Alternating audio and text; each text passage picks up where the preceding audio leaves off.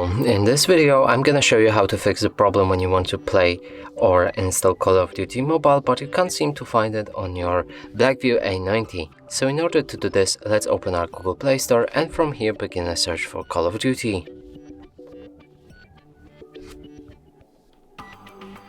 So as you can see, we can't find our game, and in order to fix this, let's go back, click on this profile icon, move to the settings, highlight the family settings, go for parental controls, and here you can either disable parental controls by clicking on this switch and entering your PIN code.